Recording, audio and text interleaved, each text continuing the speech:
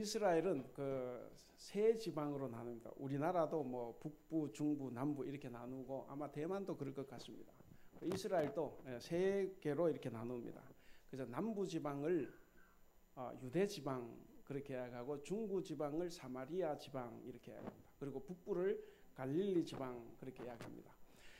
그 남부에서 북부로 가거나 북부에서 남부로 갈 때는 그러니까 당연히 사마리아 지방을 거쳐 가야 됩니다. 거쳐서 가면 3일 길이지만 거쳐서 가지 않고 우회를 하게 되면 배가 걸립니다. 그래서 6일이 걸리는데, 성경시대 이 유대인들은, 그 유대인이라고 하면 북부 갈릴리 사람들, 그 다음에 남부 유대 사람들이 이제 유대인들입니다. 이 유대인들은 남부에서 북부로 가거나 북부에서 남부로 갈 때 절대로 사마리아 지방을 통과하지 않습니다. 반드시 우회를 하게 되어 있어요. 그런데 오늘 본문 말씀을 보시면 예수님은 이런 유대 사회의 관습을 깨고 사마리아를 통과하십니다. 오늘 그 시간을 보면 6시 그랬는데 그 정오입니다. 우리 시간으로 하면 정오인데, 여러분 이 광야 사막이지 않습니까? 열대지방. 그 정오면 굉장히 뜨겁습니다. 햇볕이 내리쬐고 아마 예수님의 다리도 무거웠을 거예요. 그래서 마침 가는 중에 6절에 보시면 그 우물을 발견을 합니다. 그래서 거기 야곱의 우물이 있어서 예수님은 자연스럽게 야곱의 우물, 그 우물가에 앉아서 쉬게 됩니다. 우물가에는 두레박이 없고 예수님의 제자들은 먹을 것을 사러 동네에 들어가서 예수님 혼자 남아 있었습니다. 그런데 그때 사마리아 여인 하나가 우물에 물을 길러 나오고 있었습니다. 그러니까 예수님과 이 사마리아 여인과의 만남은 아주 자연스럽게 이루어졌습니다. 그런데 이제 곧이어서 이제 대화를 시작합니다. 그런데 대화는 결코 자연스럽지 못합니다. 보통의 유대인 남자라고 하면 절대로 여자와는 만나면 안 됩니다. 대화할 수 없어요. 그것도 사마리아 사람, 그것도 사마리아 여인이라고 하면 더더욱 외면해야 됩니다. 이것이 바로 유대인들의 종교적이고 사회적인 관습이었습니다. 그런데 오늘 9절에 보겠습니다. 9절에 보면 그 유대인과 사마리아인이 상종하지 않는 것이 예라 그랬지 않습니까? 유대인들의 이 반사마리아적인 이 적대감 아주 대단했습니다.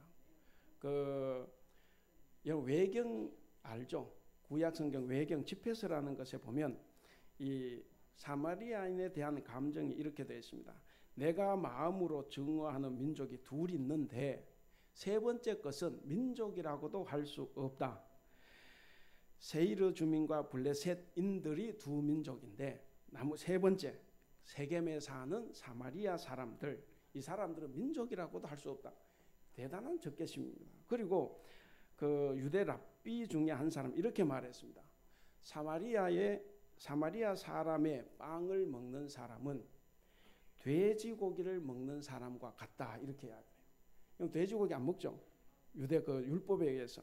그러니까 이런 그 사회적인 이 관습, 이것을 깨고 오늘 본문에 보시면 예수님은 다 그런 것들을 무시하고 사마리아 마을로 들어가셨고 사마리아 여인을 만나서 물을 달라, 빵을 먹으면 어떻게 된다? 돼지를 먹은 것 같다 그랬는데, 우리 예수님은 거기에서 사마리아 여인에게 말을 겁니다. 여러분, 우물 어떤 우물입니까?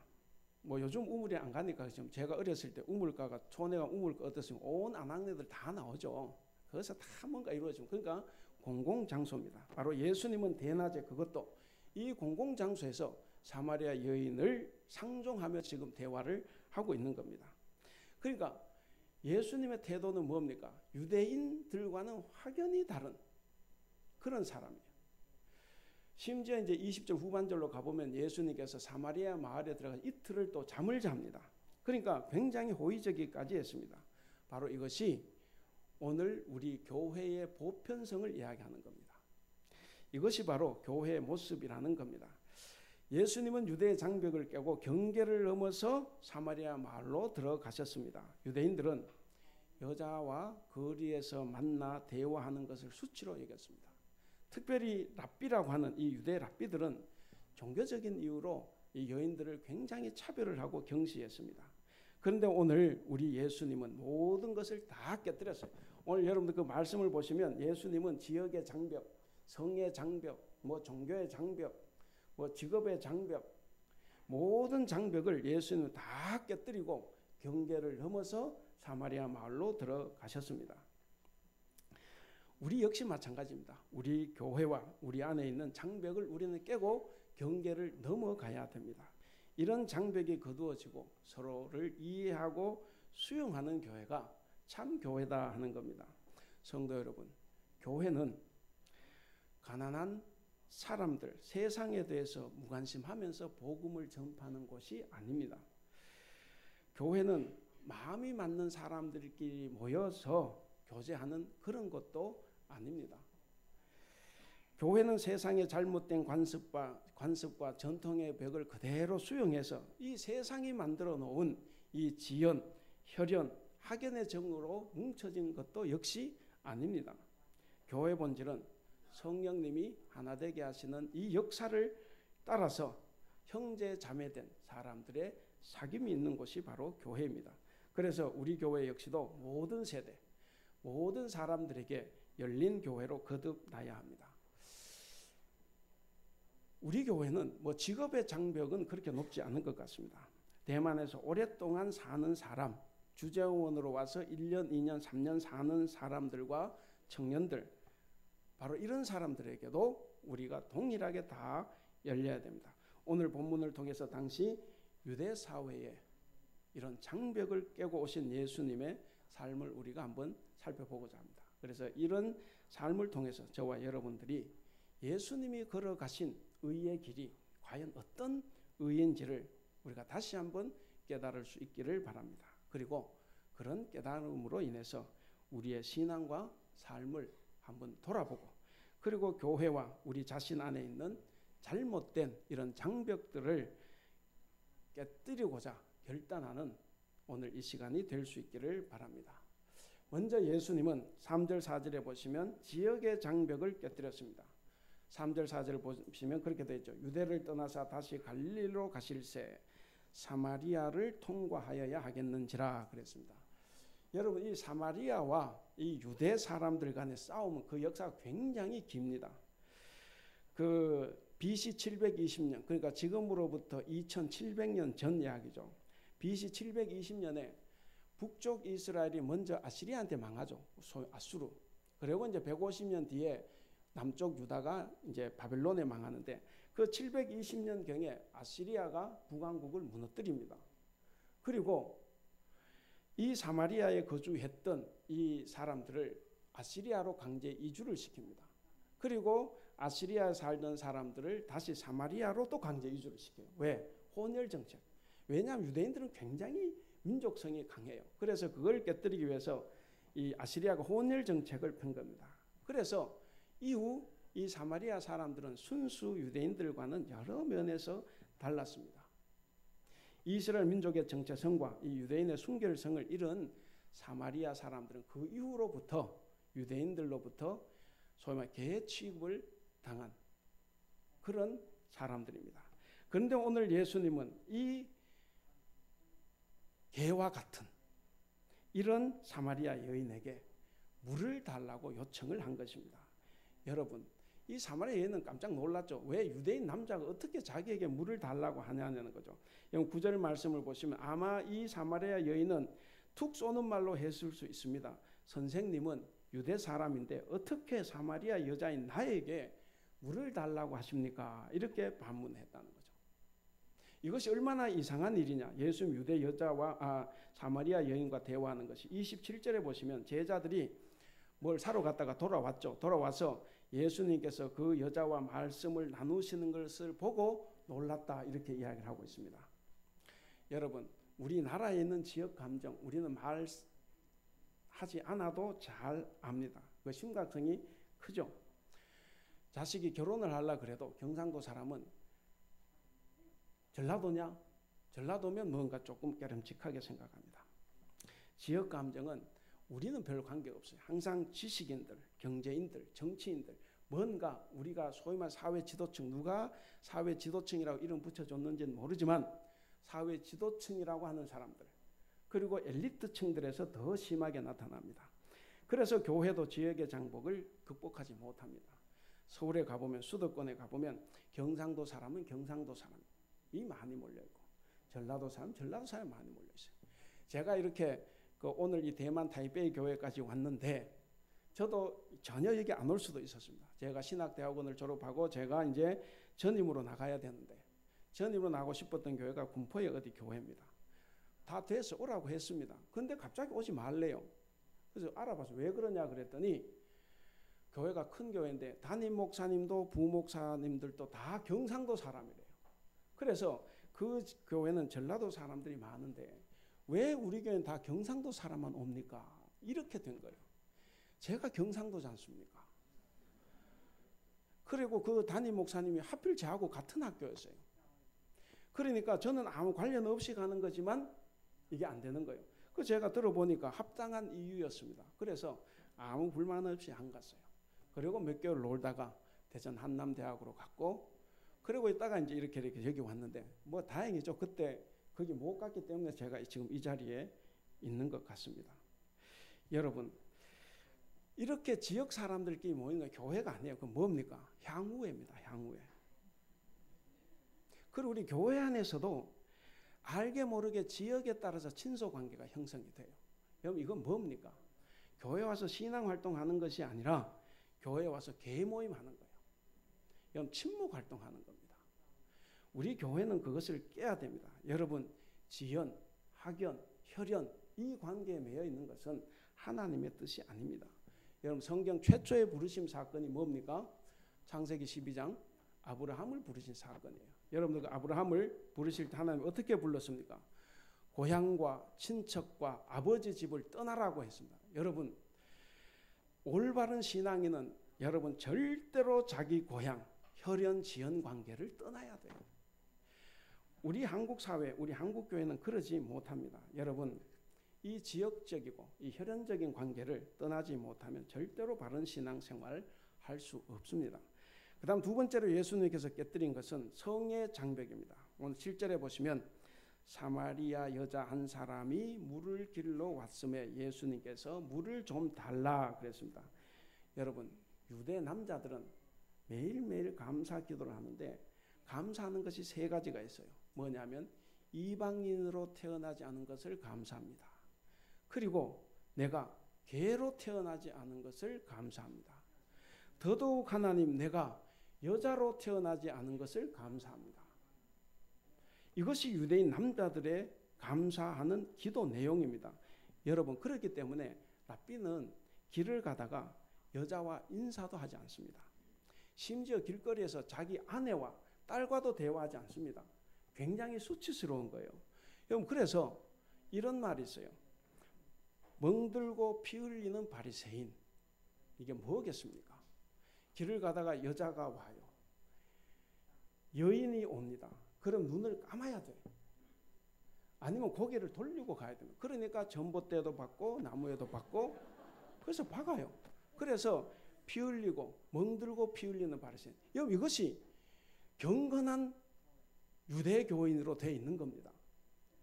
웃기잖아요. 우리 교회는 뭐 멍든 사람 없는 것 같아요. 예. 그러니까 이런 상황에서 예수님이 공공장소에서 여인과 대화했다고 하면 이것은 이미 자기의 명예는 다 손상되는 겁니다. 그럼에도 불구하고 예수님은 아무런 거리낌 없이 다가가서 대화하셨습니다. 예수님은 누구든지 간에 하나의 인격체로 대했다 하는 겁니다. 어떤 그 과거 여 집사님들이 교회 밖에서는 아줌마 혹은 뭐 누구 엄마 혹은 누구 아내 이렇게 불리다가 교회에 와서는 뭐 김아무개 집사님, 뭐 백아무개 집사님 이렇게 이름을 불러주니까 그게 너무 좋았대요. 사실 과거에 그런 사람 많이 있었습니다. 그 교회 오니까 자기 이름이 나오는 거예요. 그래서 교회가 좋아서 열심히 교회 생활, 신앙 생활 했다고 합니다. 그렇죠. 우리 한국 교회는 먼저 여인들에 대해서 인격체로 먼저 선포했습니다. 복음이 여인들에게 먼저 들어갔습니다. 이런 초창기 우리 기독교의 이 정신이 지금은 어떻게 됐습니까? 사라졌어요. 아직도 우리나라 한국교회는 교단에 따라서 절대로 여자는 장로가 될 수 없고 목사가 될 수 없어요. 왜? 여자니까. 멀리 갈 것도 없습니다. 제가 전에도 말씀드렸지만 우리 교회는 어떻습니까? 굳은 일은 다 물론 우리 남성교회에서도 이렇게 배식은 해요. 제가 다음 주에는 장로님들하고 저하고 이제 배식하러 들어갈 겁니다. 그렇죠? 그저 한다는 게 배식이에요.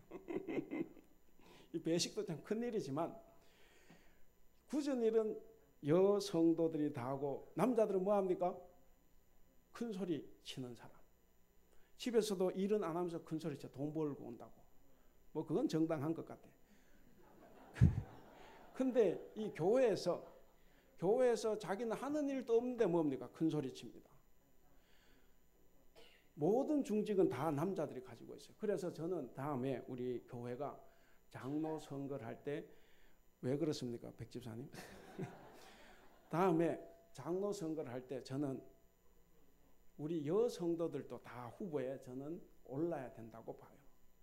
그래서 우리 교회에서 여성도들 중에서도 장로가 돼야 됩니다. 여러분 예수님은 그 장벽을 깼어요. 그래서 우리도 깨야 됩니다. 예수님은 수가성 우물가에서 사마리아 여인을 만나시고 대화하심으로써 모든 장벽을 다 깼습니다. 세 번째로 예수님은 직업의 장벽, 이 계급의 장벽을 깨뜨렸습니다.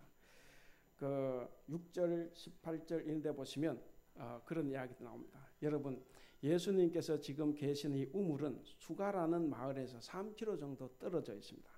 근데 이 여인이 이 멀리까지 물을 길러 나왔어요. 그것도 여러분 이 뙤약볕, 이 사막이지 않습니까? 이 뙤약볕에 정오에 물을 길러 나왔다고 하면 좀 이상하지 않습니까? 원래 물 길러는 해가 떨어진 뒤 좀 서원해지면 그리고 3355 친구들과 더불어 물 길러 나옵니다. 그런데 이 사마리아 여자는 거리도 먼 이곳을 정오에 나왔습니다.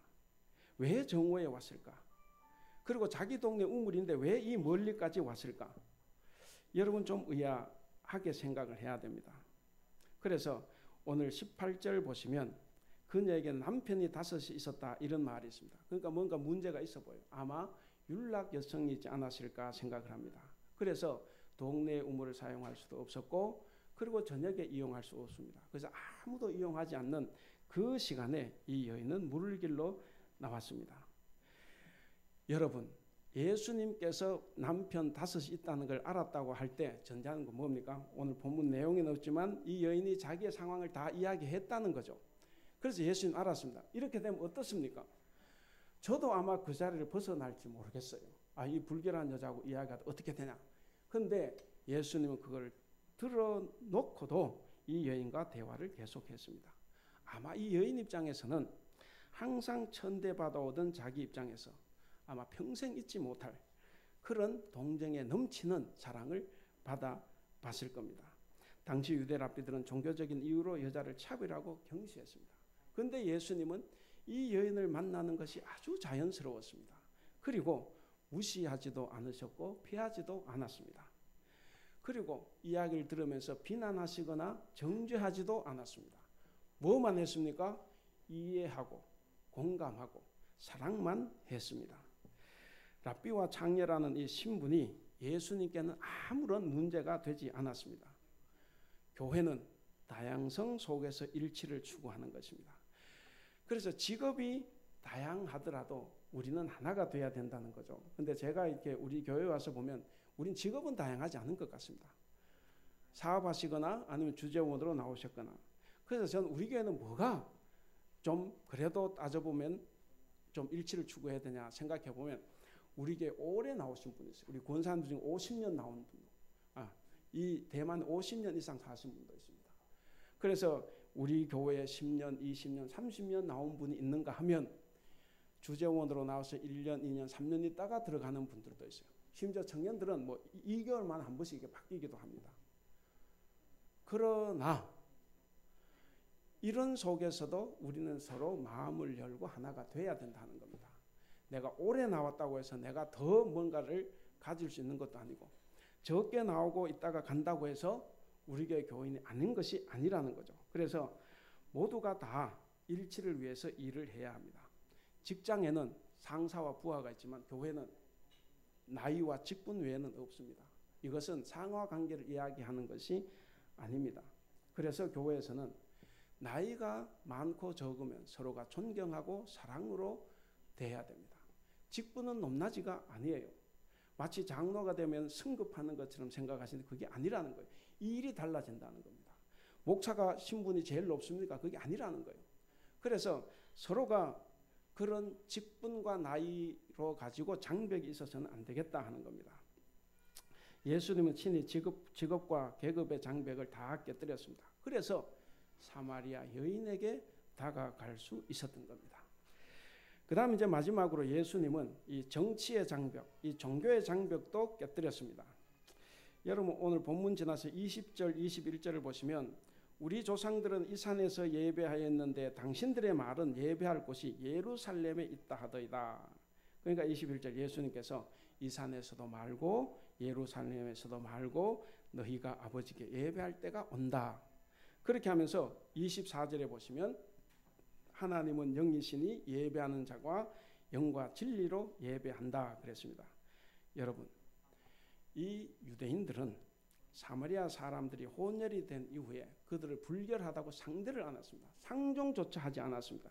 그래서 예루살렘 성전에 가서 예배해야 되는데 이걸 막으니까 어떻게 됩니까? 그래서 이 사마리아 사람들이 BC 4세기 지금으로부터 2400년 전에 그래서 그리심산에 따로 성전을 세웠어요. 자 이렇게 따로 성전을 세우니까 이것 때문에 유대인과 갈등이 더 깊어집니다. 감히 어떻게 한 장소에서 예배해야 되는데 거기 만드냐 이거죠. 여러분 누가 더 옳아 보입니까? 아니 그럼 예배하러 예루살렘 성전 오게 하든가. 오게 못하니까 이 사람들 성전을 만들었어요. 그래도 그걸 또 못하게 이게 무슨 신법입니까? 여러분 누가 더 옳아 보입니까? 이스라엘 사람들이 하나님께 예배하는 합당한 장소를 결정하는 중요한 본문이 있습니다. 우리가 한번 읽어보겠습니다. 누가 신명기 12장 5절을 찾아서 한번 읽어주시기 바랍니다. 신명기 12장 5절.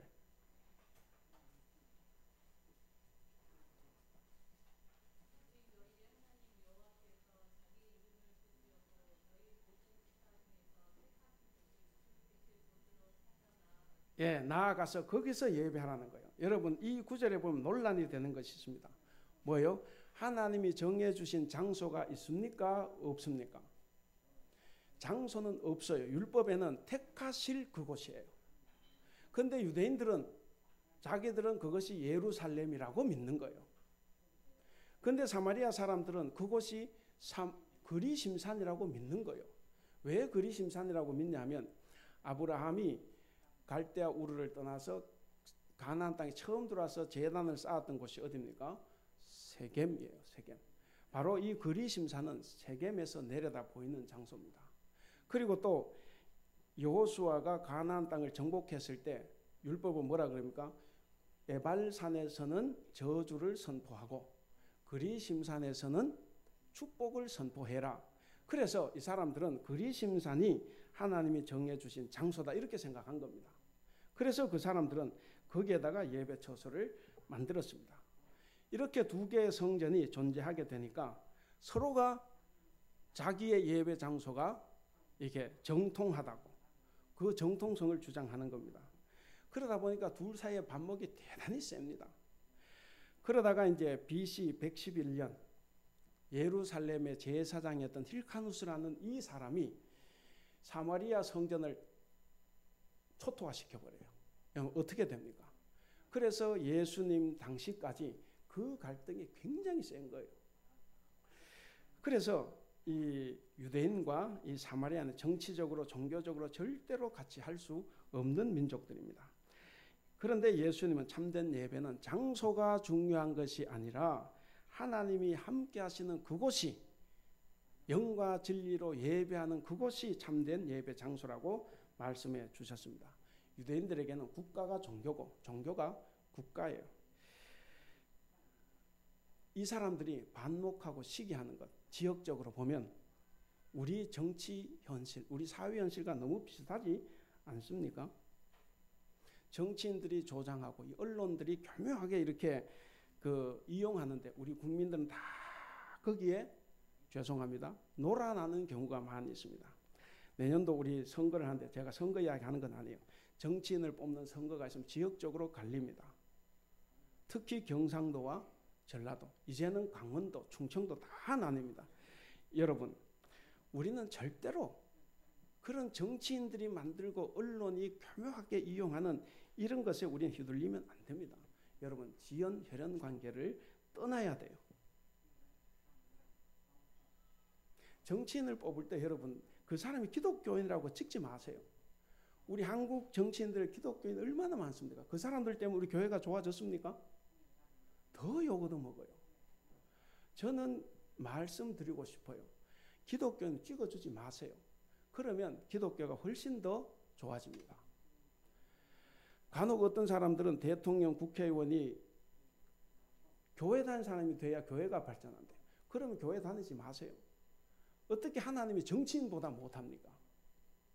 여러분, 아무 관계 없어요. 정치인은 정치인을 뽑는 겁니다. 교회 지도자를 뽑는 것이 아니에요. 우리는 사회생활, 교회생활, 투표하는 이 모든 행위는 어떻게 해야 됩니까? 하나님을 믿는 사람답게 해야 돼요. 하나님의 뜻은 어디에 있습니까? 부자에게 있습니까? 가난한 자에게 있습니까? 항상 성경을 보면 하나님, 우리 예수님은 가난하고 소외된 사람들에게 있어요. 유대인들이 개처럼 취급했던 이 사마리아, 이 여인에게 있었던 겁니다. 그래서 우리는 그런 생각을 가지고 생활을 해야 됩니다. 사랑하는 성도 여러분, 오늘 이 이야기가 우리에게 어떤 의미가 있겠습니까? 이 말씀을 통해서 우리는 예수님에 관해서 무엇을 알 수가 있습니까? 그리고 우리 자신에 관해서는 여러분 무엇을 알 수가 있습니까? 분명한 것은 우리 예수님은 당시의 종교적인 관습, 사회적인 관습 다 뛰어넘었다는 겁니다. 왜 그러냐? 여러분, 정의의 하나님, 사랑의 하나님께서 보시는 이 눈에는 결코 그것이 문제가 되지 않아요. 만민의 구주로 오시는 우리 주님이 보시기에는 하등 거기에 얽매일 필요가 없는 거예요. 그거는 부당하고 불필요한 속박이요, 장벽이요, 경계였습니다. 여러분, 우리가 사는 세상은 다 무슨 법률이 있고 간섭이 있고 제도가 있고 다 관행이 있습니다. 그런 것들이 우리 사람들 살아가기에 좋게 할 수는 있어요. 좋은 것도 있지만 그러나 우리를 부당하게 얽어매는 것도 많이 있습니다. 그래서 하나님의 뜻과는 다른 삶을 살도록 강요하는 것도 있어요. 그래서 우리는 그런 것들에 얽매이면 안 됩니다. 제가 늘 말씀드리지만 신앙생활이 뭡니까? 하나님을 믿는다는 것은 내 사고를 깨는 거예요. 하나님이 얼마나 넓은 분입니까? 무한광대하신 분, 어떻게 내 머릿속에 하나님을 가둬 놓습니까? 여러분, 절대로 우리는 하나님의 그 뜻을 우리 머릿속에 가두어서 안 된다 하는 겁니다. 예수님도 그런 인습에 얽매이지 않았다는 겁니다. 사랑하는 우리 성도 여러분, 만약에 오늘 이 시대에 주님이 오신다면 어느 마을로 가시겠습니까? 누가 사마리아 여인이겠습니까? 우리 한국 사회를 치면 저는 외국인 노동자들, 그리고 농촌에서 한국 남편과 결혼해서 사는 외국 아내들, 그리고 어떻게 해서 자기 자식이 죽었는지도 모르고 고통하며 살아가는 이 세월호 혹시 유가족이나 그 실종자 어머니들이 사마리아 여인이 아닐까 생각을 해봅니다. 그들은 다 차별과 멸시 속에서 고통을 겪고 있습니다. 성도 여러분, 예수님이 만약에 오늘 이런 곳에 찾아오신다면 어떤 파격적인 모습으로 찾아가시겠습니까? 저는 상상을 해봅니다. 누구를 통해서 상상하냐면 교황 이름이 뭐죠? 그 프란치스코 1세. 여러분, 그 교황을 보면 분명히 한국의 개신교 지도자는 정치인들이 다 싫어해요. 그런데도 가다가 어려운 사람, 고통당한 사람이 소리치면 그 사람들을 만납니다. 과감하게 가요. 이분은 그렇게 이야기했습니다. 고통 앞에서는 중립은 없다.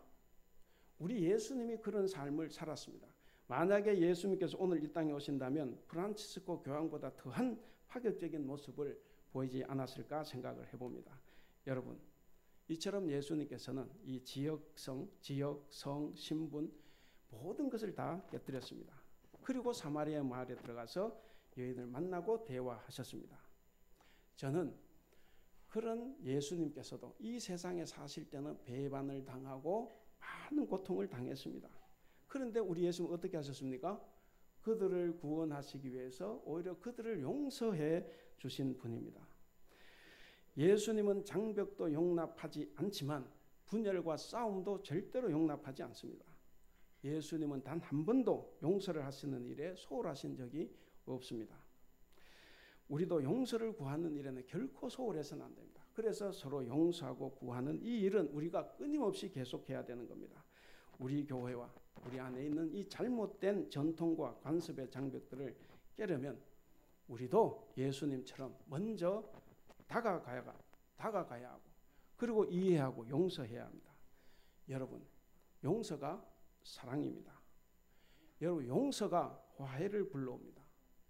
여러분, 이 용서가 우리를 눈물 짓게도 하고 우리를 웃게도 만듭니다. 그리고 이 용서하는 자만이 천국의 맛, 천국의 기쁨을 볼 수가 있습니다. 여러분, 용서만이 우리에게 있는 모든 장벽들을 다 제거할 수가 있습니다. 용서가 이루어질 때 우리 사회는 진정한 평화가 옵니다. 그럴 때만이 우리의 삶을 하나님께서 인도하시고 복을 주십니다. 우리 안에 있는 장벽을 허물 때 복음으로 세상을 변화시키는 그 놀라운 능력과 기쁨을 우리가 체험하게 됩니다. 말씀을 맺겠습니다. 제가 과거에 읽었던 책 중에 그 리더 쇼크라는 이 예수님 리더십에 관해서 쓴 책이 있었어요. 거기 보면 예수님의 성공한 리더십의 하나가 예수님은 모든 사람과 교류했다. 여기에서 이제 찾았습니다. 그래서 그 책 내용을 보면 이렇습니다. 예수님 주위로 몰려든 사람들을 살펴보면 그가 얼마나 진실로 모든 사람을 동등하게 되어 있는지 알 수가 있다. 그 주위엔 창기와 세리, 어부, 귀신 들린 여자들이 따랐으며 그들과 예수님 함께 하셨고 식탁도 함께 하셨다. 그러면서 그들을 형제 자매로 불렀다. 레위기 21장 이런 데 보면 몸이 성치 못한 사람은 하나님께 가까이 나가지 못합니다. 그런데 예수님은 이런 레위법을 추앙하는 당시 성직자들에겐 이해할 수 없는 행동이었고 오히려 예수님을 욕하는 그런 거였지만 예수님은 이 부분에서도 파격적으로 용감했다. 그를 찾든 안 찾든 그가 어떤 직업을 가졌든 따지지 않고 누구든 만났다. 그리고 그들을 동등하게 존경함으로 권한과 능력을 부여했다 그랬습니다. 우리 사랑하는 우리 교회 성도 여러분, 예수님은 누구나 만날 수 있어야 된다고 우리에게 말씀하십니다. 그리고 누구든 용서해야 된다고 말씀하십니다. 우리는 성령님의 하나 되게 하신 것을 몸소 이루어가는 성도들이 되어야 됩니다. 그렇게 여러분들이 사시길 바랍니다. 마지막으로 좀 안타까운 것은 이제 이런 것이 있습니다. 우리 교회에 이제 새로운 분들이 좀 많이 있어요. 근데 이제 뭐 그냥 왔다 가는 건 괜찮지만 이 등록해서 1년 정도 사시는 분들이 있는데 우리가 잘 알 수 없어요. 자, 그래서 앞으로는 매주 한 명씩 소개할까 이제 생각을 합니다. 그래서 여러분들이 이렇게 인사도 하시고 혹시 옆에 보면 잘 모르는 분이다. 그러면 잘 모시고 같이 식사도 하고 대화도 하고 우리 교회도 좀 소개시켜 주시고 이 새신자부에서 맡길 게 아니고 그렇게 해서 서로 이렇게 좀 알고 지내자는 거예요. 우리 서로 잘 몰라요. 여러분 이런 것부터 우리가 하나씩 깨야 이 교회가 정말 좋은 교회가 되는 거예요. 다들 좋은 교회가 되기를 바라지만 내가 먼저 행동하는 것은 나빠서 그런 게 아니라 잘 안 돼요. 부끄러워서. 그래서 용기를 좀 가지면 좋겠다 싶습니다. 그래서 이런 부분부터 하나씩 했으면 좋겠다 싶고 어쨌든 오늘 우리 예수님은 모든 장벽을 다 깼습니다. 그래서 우리도 그런 장벽을 깨고 살아가는 성도들이 되시기를 바랍니다. 기도하겠습니다.